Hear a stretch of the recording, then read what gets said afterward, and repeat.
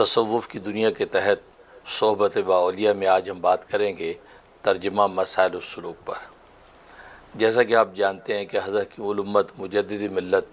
مولانا اشرف علی تھانوی رحمہ اللہ تعالیٰ نے اپنی مشہور و معروف تفسیر بیان قرآن میں ترجمہ مسائل السلوک کا ایک عنوان رکھا ہے۔ ان میں حضرت کی امت تھانوی رحمۃ اللہ نے ان آیات کا انتخاب کیا ہے کہ جن آیات سے تصوف و سلوک کے مسائل ثابت ہوتے ہیں، مشائخ سلسلہ کی عادات اور تصوف و سلوک کے علوم کا ثبوت ملتا ہے۔ ان نصوص قطعیہ سے آپ نے اس کو ثابت فرمایا تاکہ وہ نادان جو یہ سمجھتے ہیں کہ تصوف و سلوک کے علوم یہ خود ساختہ ہیں، انہیں پتہ چلے کہ یہ خود ساختہ نہیں بلکہ خدا ساختہ ہیں۔ تبھی تو قرآن کریم کی نصوص کے اندر یہ موجود ہیں اور اس سے اخذ کر کے آپ امت کے سامنے رکھتے ہیں۔ اسی طریقے سے آپ نے احادیث طیبہ سے بھی مسائل السلوک کو ثابت فرمایا،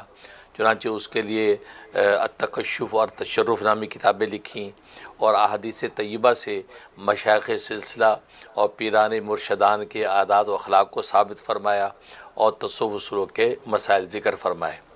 اور ظاہر ہے کہ تصوف و سلوک جو ہے یہ تزکیہ نفس سرکار دو عالم صلی اللہ علیہ وسلم کا چوتھا وظیفہ ہے، وہ یزکیہم، کہ آپ تزکیہ نفوس فرماتے ہیں، باطن کو پاک کرتے ہیں، اور یہی تصوف و سلوک کی حقیقت ہے جس پر آپ جو وہ بیت توبہ لیا کرتے تھے، اسی طریقے سے بیت احسان لیا کرتے تھے، تو اسی کے مطابق آگے یہ سلسلہ جاری اور ساری تھا۔ تو کیسے ہو سکتا ہے کہ اللہ تبارک و تعالیٰ اس حوالے سے اپنے نصوص قطعیہ کے اندر اور نبی پاک صلی اللہ علیہ وسلم اپنی احادیث طیبہ کے اندر جو ہے وہ تصوف و سلوک کے علوم اور مسائل کو ذکر نہ فرمائیں، جبکہ آپ کی چوتھی ذمہ داری یہی ہے وہ یزکیہم۔ تو لہٰذا جو نادان لوگ اس کے خلاف بات کرتے ہیں وہ گویا کہ ان کو اپنے علم میں اضافے کی ضرورت ہے۔ جیسے علم میں اضافہ ہوگا، علم میں ترقی ہوگی، تو تمام منازل کے اندر ان کو نظر آئے گا کہ تصوف و سلوک کے جو علوم ہیں وہ قرآن و سنت سے اخذ کیے گئے ہیں۔ آج جو ہم بات کریں گے سورۃ بقرہ کی آیت نمبر 189، 199 نمبر یہ آیت ہے کہ جس سے حضرت جی تصوف و سلوک کے ایک مسئلے کو ثابت فرمایا۔ سورہ بقرہ کی آیت نمبر 189 ہے، اعوذ باللہ من الشیطان الرجیم، بسم اللہ الرحمن الرحیم، یسألونک عن الأہلہ قل ہی مواقیت للناس والحج، تجھ سے پوچھتے ہیں حال نئے چاند کا، کہہ دے کہ یہ اوقات مقررہ ہیں لوگوں کے واسطے اور حج کے واسطے، وَلَيْسَ الْبِرُّ بِأَن تَأْتُوا الْبُيُوتَ مِن ظُهُورِهَا،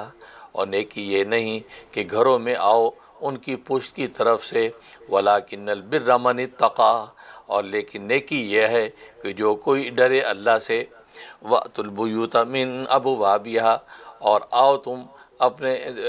گھروں میں دروازوں سے، وَاتَّقُوا اللَّهَ، اور اللہ سے ڈرتے رہو، لَعَلَّكُمْ تُفْلِحُونَ، تاکہ تم اپنی مراد کو پہنچو۔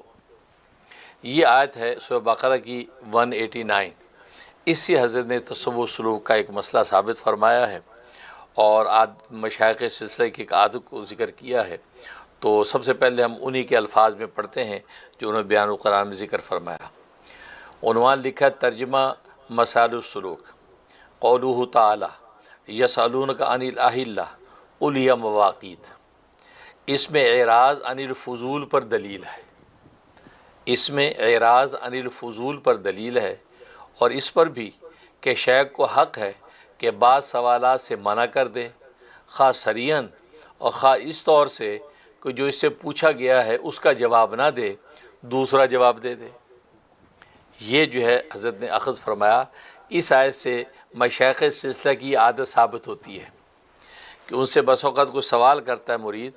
تو یا تو ان کو اختیار ہے کہ جواب دے ہی نہ، اور یا یہ اختیار ہے کہ وہ جواب نہ دے، اس کے علاوہ دوسرا جواب دے دے۔ تو یہ عادت جو ہے یہ اس آیت سے ثابت ہوتی ہے، یہ حضرت نے ذکر فرمایا۔ جہاں تک اس آیت کی تفصیل کا تعلق ہے وہ یہ کہ صحابہ اکرام رضوان اللہ علیہم اجمعین ظاہر ہے کہ وہ ملک شام، ملک یمن کی طرف سفر کیا کرتے تھے اور چاند کی جو کیفیت کو بھی دیکھا کرتے تھے کہ پہلی کا چاند بالکل ہلالی شکل میں باریک نکلتا ہے،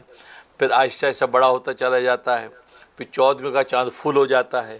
پھر 15 کے بعد پھر ڈاؤن ہونے لگتا ہے، پھر چھوٹا چھوٹا ہونے لگتا ہے، آخر میں ختم ہو جاتا ہے۔ یہ کیفیت دیکھتے تھے۔ پھر سورج کو دیکھتے تھے کہ سورج صبح نکلتا پورا تھال کی طرف پورا کا پورا نکلتا ہے اور پورے دن میں پورا ہی سورج غروب ہوتا ہے، بھلے اس کے رنگت میں فرق آتا چلا جاتا ہے لیکن پورا سورج ہوتا ہے، وہ دو چھوٹا اور بڑا نہیں ہوتا۔ تو جب یہ اسفار کے اندر یہ صورتحال دیکھتے تھے تو صحابہ اکرام رضوان اللہ علیہم اجمعین میں سے بعض لوگوں کو یہ سوال پیدا ہوا اور رسول اللہ صلی اللہ علیہ وسلم سے سوال کیا کہ یا رسول اللہ، یہ آخر یہ چاند کے بارے میں کیا معاملہ ہے کہ سورج تو پورا کا پورا نکلتا ہے اور پورا کا پورا اپنی رنگت کی تبدیلی کے ساتھ ڈوبتا ہے، لیکن چاند کو ہم دیکھتے ہیں کہ بالکل ہلالی شکل میں باریک پہلے نکلتا ہے، پھر بڑھتا چلا جاتا ہے، پھر پورا ہو جاتا ہے 14ویں کی رات میں، پھر اس کے بعد آہستہ آہستہ گھٹنا شروع ہو جاتا ہے۔ تو تدریجاً یہ ساری چیزیں ہوتی ہیں، لیکن سورج میں ایسا نہیں ہوتا۔ آخر چاند کے اندر جو ایسا ہوتا ہے اس میں کیا راز ہے، اس میں کیا حکمت ہے؟ اس کو کہا یسألونک عن الاہلہ، کہ پوچھتے ہیں تجھ سے حال چاند کا۔ اہلہ یہ ہلال کی جمع، ہلال کہتے ہیں باریک پہلی کے چاند کو، اہلہ کہتے ہیں بہت سے چاندوں کو۔ تو یہ چاندوں کی کیفیت پوچھتے ہیں۔ یہ کیفیت تعدد اس لیے کہ وہ کیونکہ مختلف حالتوں کے تعدد کو اہلہ کہہ دیا قرآن نے۔ تو آخر اے اللہ کے حبیب، یہ چاند ایسا چھوٹا بڑا کیوں ہوتا ہے، یہ سوال کیا۔ تو اب ظاہر ہے کہ یہ جو سوال ہے اس میں دو احتمال ہیں۔ ایک تو احتمال یہ ہے کہ وہ اس حالت کی حقیقت پوچھ رہے ہیں کہ یہ چھوٹا بڑا کیوں ہوتا ہے، اور ایک یہ کہ آخر چھوٹا بڑا ہونے میں حکمت کیا ہے۔ تو یا تو حقیقت کا سوال ہے یا حکمت کا سوال ہے، لیکن زیادہ امکان یہ کہ وہ حقیقت کا سوال کرے، یہ حالت جو بدلتی ہے چھوٹی بڑی ہونے کی، اس کی کیا حقیقت ہے۔ تو اس حالت کی حقیقت اصل میں پوچھ رہے ہیں صحابہ اکرام، اور اللہ تبارک و تعالی جو جواب دے رہے ہیں وہ حالت کی حقیقت کو کا جواب نہیں دے رہے، بلکہ اس کی حکمت بتا رہے ہیں کہ یہ چھوٹا بڑا کس حکمت کے تحت ہم کرتے ہیں۔ تو سوال کی حقیقت کا جواب دیا حکمت کا، سوال کی حالت کا جواب دیا مصلحت کا۔ تو دیکھو سوال سے ہٹ کے جواب دے دیا نا۔ تو یہ جو چیز تھی، اس سے حضرت حکیم الامت تھانوی رحمۃ اللہ یہ بات اخذ کی۔ ایسے مشائخ سلسلہ سے مسوقت ایک سالک سوال کرتا ہے تو سوال کرتا ہے وہ ایک ڈائریکشن کا اور وہ جواب دوسری ڈائریکشن پہ دے رہے ہیں۔ مطلب وہ کسی حقیقت کا سوال کرتا ہے، جواب میں حکمت بیان ہو رہی ہے۔ وہ کسی حالت کا سوال کرتا ہے، جواب میں اس کی جو ہے مصلحت بیان ہو رہی ہے۔ فرمایا کہ یہ عادات جو ہے مشائخ سلسلہ کی قرآن ہی سے اخذ ہو رہی ہیں۔ خود اللہ تبارک و تعالی نے بھی یہ اسی طرح جواب دیا کہ صحابہ نے پوچھی ایک ہی جواب اللہ نے دوسرا دے دیا، اور ظاہر ہے کہ یہ ہوتا ہے۔ اور اسی طریقے سے بس اوقات جواب دے ہی نہ اللہ میاں، ڈانٹ دے، منع کر دے کہ سوال نہیں کرنا۔ جیسے نوح علیہ السلام نے سوال کیا تھا تو اللہ نے ڈانٹ دیا کہ تم نے یہ سوال کیوں کیا جب تمہیں پتہ ہی نہیں کہ حقیقت سوال کیوں کیا۔ تو بس اوقات یہ بھی ہوتا ہے، تو بس اوقات مشائخ سلسلہ جواب نہیں بھی دیتے۔ ٹھیک، تو یہ جو طرز ہے مشائخ سلسلہ کا، فرمایا کہ اس آیت سے ثابت ہو رہا ہے۔ اور اس پر جو حضرت عبداللہ ابن عباس رضی اللہ تعالیٰ عنہ نے اس آیت کے تحت بڑی نکتے کی بات ارشاد فرمائی کہ صحابہ اکرام رضوان اللہ علیہ اجمعین نے سرکار دو عالم صلی اللہ علیہ وسلم سے یہ قرآن کریم کے اندر جیسا کہ ذکر ہے 14 کل سوال کیے، 14 سوال۔ نبی پاک کی عظمت اور جو ہے وہ منقبت کی وجہ سے کوئی سوال نہیں کرتے تھے، وہ سر جھکا کے آپ کے بس پیغام کو لیتے تھے، اپنے دل و جان میں اتارتے، اس پہ عمل کرتے تھے، زیادہ سوالات نہیں کرتے تھے جیسے پہلی امتیں کرتی تھیں۔ چاہے بنی اسرائیل کی عادت تھی کہ اپنے انبیاء سے بہت سوال کرتے تھے، یا بہت سوال کرنے کے نتیجے میں وہ گمراہی میں پڑ گئے۔ لیکن صحابہ اکرام کی شان یہ ہے کہ فرمایا کہ قرآن کریم کے اندر کل 14 سوال ذکر کیے گئے، جن میں سے 8 سوال تو سورہ بقرہ کے اندر ہے، ان میں سے یہ ایک سوال ہے۔ یہ دوسرے نمبر کا سوال، اس سے پہلے جو ہے وہ سوال ایک کیا، اس کے بعد یہ دوسرا، پھر اس کے بعد باقی 6 سوال بھی سورہ بقرہ میں ہیں، اور اس کے علاوہ باقی 6 سوال پوری مختلف صورتوں میں ہیں۔ کل 14 سوال صحابہ اکرام نے کیے ہیں قرآن کریم کے مطابق۔ تو فرمایا دیکھو زیادہ سوال کرنا کوئی کمال نہیں ہے، اصل میں جو پیغام سننے اس کو لے کے عمل کرنا یہ کمال ہے۔ اور صحابہ اس کمال کے پیچھے پڑتے تھے، اس لیے کہ زیادہ سوال کرنے والے عام طور پہ عمل کے اتنے عادی نہیں ہوتے، وہ ٹیچریں کر کر کے سوال کرتے تھے جیسے بنی اسرائیل کرتے تھے، کرنا کرانا کچھ ہے نہیں، سوال پہ سوال۔ تو یہاں صحابہ اکرام کا کمال یہ تھا کہ کم سے کم سوال کرتے تھے، اور لیکن نبی جو پیغام دے رہے اس پیغام کو دل و جان سے لگا کے عمل کرتے تھے۔ لہٰذا اس کے مطابق جو ہے یہ فرمایا سوال ذکر کیا اور صحابہ کرام کو جواب ملا، اس کے مطابق انہوں نے عمل کیا۔ تو خیر، تو یہاں پر جو ہے اللہ تبارک و تعالیٰ سے گویا کہ حقیقت کا سوال کیا، جواب انہوں نے حکمت کا دے دیا۔ اسی کو ذکر کر رہے ہیں کہ تجھ سے پوچھتے حال نئے چاند کا، یہ نیا چاند نکلتا ہے، چھوٹا بڑا ہوتا ہے، اس کی اس حالت کی حقیقت کیا ہے؟ تو جواب دیا قل، آپ ان کو کہہ دیجئے ہیا مواقیت للناس والحج، کہ یہ اوقات مقررہ ہے لوگوں کے واسطے اور حج کے واسطے۔ یہ لوگوں کے اوقات مقررہ، کیونکہ دو طرح کی چیزیں ہیں، ایک اختیاری معاملات،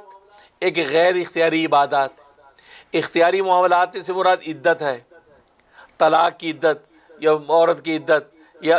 اس کے علاوہ انسان کے لین دین کے معاہدوں کی مدت، تو معاہدات کی، تو اس کے لیے تاریخ لکھنی پڑتی ہے۔ فرمایا یہ جو چھوٹا بڑا ہو رہا ہے چاند، یہ تاریخیں متعین کرنے کے لیے کہ یہ پہلی کا چاند ہوگا تو جناب عدت پوری ہو جائے گی، مثلا پہلی کا چاند ہوگا تو ہمارا معاہدہ ختم ہو جائے گا مثلا ہے، تو وہ چاند کی اس کیفیت کو دیکھ کے اپنے معاہدوں، تو اختیاری معاملات میں یہ فائدہ دیتی ہے تاریخیں۔ دوسرا بات حج، یہ غیر اختیاری عبادات، حج غیر اختیاری عبادت ہے، زکوٰۃ ہے غیر اختیاری عبادت ہے، آپ کے اختیار میں نہیں، یہ لاگو کر دی گئی، اب آپ کو کرنی ہے، آپ کا اپنا کوئی اختیار نہیں ہے۔ تو غیر اختیاری عبادات حج کا کہ اشارہ کر دیا کہ حج کی تاریخ متعین میں کام آتے ہیں کہ سال اور مہینے کس طرح گزر گئے اور کون سا مہینہ ہے، لہذا شوال کا مہینہ حج کا شروع ہو گیا، شوال ذوالقعدہ ذی الحجہ کے 10 دن یا 13 دن پورے ہو گئے، لہذا یہ حج مکمل ہوا۔ فرمایا اس لیے یہ چھوٹا بڑا چاند ہوتا ہے، اور چاند کے ساتھ اس کو متعین اس لیے کیا کہ سورج کے ساتھ فیصلہ کرنا یہ ہر ایک کے بس کی بات نہیں، اس کے لیے آلات رصدیہ چاہیے، فلکیات کا علم چاہیے، اس سے پتہ چلے گا کہ پہلی تاریخ ہے کہ دوسری تاریخ ہے، کیونکہ چاند تو ایک ہی شکل میں آ رہا ہے، اس ایک شکل سے کیا نتیجہ نکالے گا؟ ایک عام آدمی جو گاؤں دیہات میں جنگل میں بیابان میں رہتا ہے، سمندروں کے ساتھ سفر کر رہا ہے، ہاں چاند کو دیکھ کے فیصلہ کر سکتا ہے کہ یہ چاند جو ہے تیسری کا لگ رہا ہے، یہ چوتھی کا چاند لگ رہا ہے، یہ 14ویں کا چاند ہو گیا ہے، اس کو پتہ چل گیا 14 تاریخیں ہو گئی ہیں۔ لہذا اپنے جو بھی معاہدات اس کے ہوں گے یا عبادات کے حوالے سے جو اس کا تعین ہوگا، اس کو پتہ چل جائے گا کہ اتنے دن گزر چکے، اتنے دن باقی ہیں۔ لیکن سورج کے ساتھ فیصلہ کرنا ہر ایک کا کام نہیں، تبھی دین اسلام نے قمری تاریخوں کے ساتھ اسلامی عبادات کو متعین کیا، تاکہ ایک جنگل میں رہنے والے ایک عام مسلمان جو بیچارہ وہ چاند کو دیکھ کے وہ تاریخوں کا تعین کر کے اپنی عبادات کا فیصلہ کر سکتا ہے، اس لیے اس کو ذکر کیا۔ اور پھر دوسری بات یہ، اصل میں دو چیزیں ہیں، ایک تعلیم اور دوسرا تربیت۔ تعلیم کی شان یہ ہوتی ہے کہ متعلم معلم سے سوال کر سکتا ہے، متعلم معلم سے سوال کرتا ہے، سر یہ ایسا کیوں ہے، استاد جی یہ ایسا کیوں ہے، وہ جتنے سوال کرے وہ روک نہیں سکتا، اس کو جواب دینا پڑے گا، یا زیادہ سے زیادہ کہہ سکتا ہے جی مجھے ابھی اس کی تحقیق نہیں، میں کل اس پر تحقیق کر کے آپ کو جواب دوں گا۔ تو علم اور تعلیم کی شان یہ ہوتی ہے کہ وہاں جتنے زیادہ سوال کریں گے اتنا زیادہ آپ کی ترقی ہوگی۔ دوسرا ہے تربیت، تربیت میں مربی سے مربع جتنے زیادہ سوال کرے گا اس کی تربیت ناقص ہوگی، کیونکہ مربی نے ایک بات کہہ دی کہ یہ کرو، اب مربع جس کی تربیت ہو رہی ہے بار بار پوچھے جی کیوں کرے جی، اجی اس میں کیا حکمت ہے، تو مطلب اسی میں ٹائم ویسٹ ہو جائے گا، کام کب کرے گا۔ تو لہٰذا تربیت کے میدان میں شیخ کو حق ہوتا ہے کہ وہ جواب نہ دے، اور کہا کہ بس جو کہہ دی اس پہ عمل کرو فٹافٹ۔ اب وہ جب عمل کرے گا تو عمل کرنے کے لیے وہ خود ہی دیکھے کہ یار اوہو واقعی اس عمل میں تو یہ فائدہ ہوا، کیونکہ وہ بس وقت پوچھنا چاہے گا جی اس عمل کا فائدہ کیا ہے،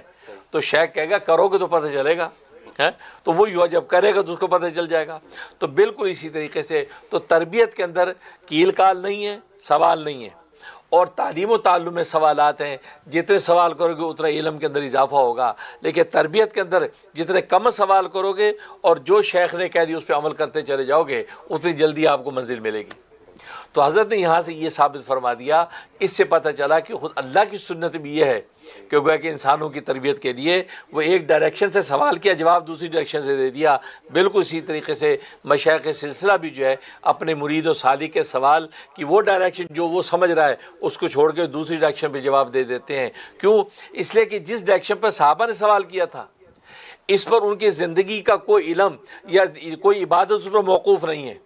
اگر یہ حقیقت اللہ بتا بھی دیں کہ پہلی کا چاند چھوٹا کیوں ہوتا ہے دوسرے کا بڑا کیوں ہوتا ہے، اس پر ان کی عبادات ان کی زندگی کو کوئی معاملے تھے اس پہ ڈیپینڈ نہیں ہے،